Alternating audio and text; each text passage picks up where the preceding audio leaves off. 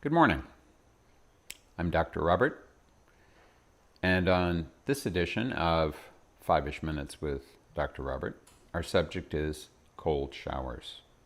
Currently, the internet is a Twitter, and I don't mean just on Twitter, I mean filled with comments on, accounts of, and stories regarding cold showers and their value.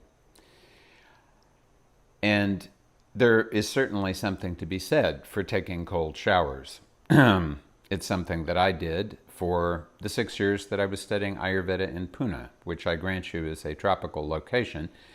But when it's 40 degrees outside and you're in a drafty bathroom at 5 a.m., cold water still feels extremely cold, even if it is not actually near the freezing point.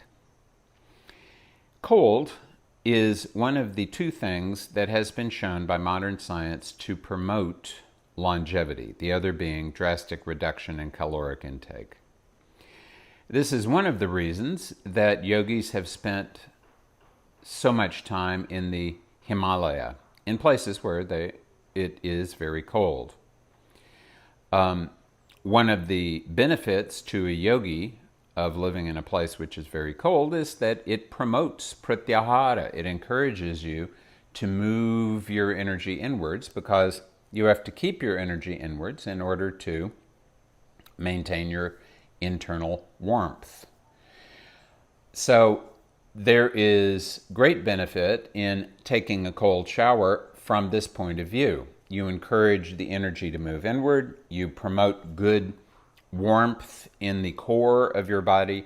You encourage the fire in the central part of the body to be strong. This will assist with your digestion. And if you've taken a cold shower after 45-ish minutes, your body, the contraction that happened in your circulatory system because of the cold will relax, and then your body will feel warm. In fact, it can happen a lot faster if the water is really cold. I have been to Gomukh, the source of the Ganga, 3 times, and each 3 times I've been in the water and getting out, you immediately feel warm because it is so cold, very near freezing that water, that it forces all of your energy inside and then all of the energy rebounds to go to the outside. So there is value in this. There's value in this, particularly if your organism is generally balanced and strong. If your organism is generally not balanced and strong, it's very possible that what will happen instead is that cold water will cause you simply to become cold. And if you have a tendency for vata aggravation, there's a good chance that that will cause your vata to become even more aggravated. So it is important to establish the condition of your organism first before you decide to go directly to cold showers early in the morning. In any event, it's better to make a transition rather than immediately going from a very hot shower one day to a very cold shower the next day. That in itself, that drastic difference between one temperature and the next temperature, tends to promote aggravation of vata.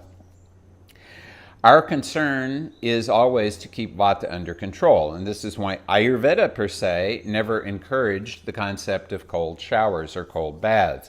It encouraged rather something that would be warm and would promote gentle experience of temperature in the organism.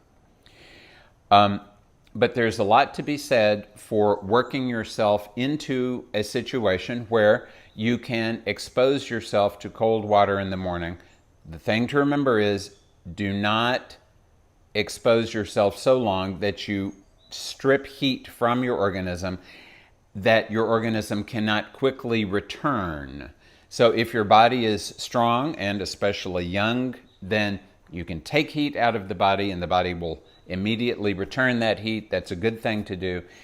If your body is not so responsive, even if you're young but your vata is out of balance or is very high, this is something you should consider very carefully before you consider doing.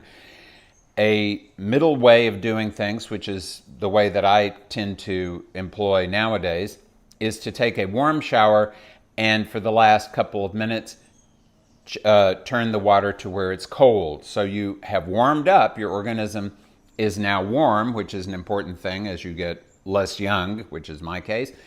But then at the end, you take the cold shower, and that tends to, first of all, close the pores so you don't lose the heat that you brought in, and second, remind your body to keep the heat on the inside and to promote a healthy circulation of heat and cold to encourage good health. This is Dr. Robert encouraging you to have a healthy day.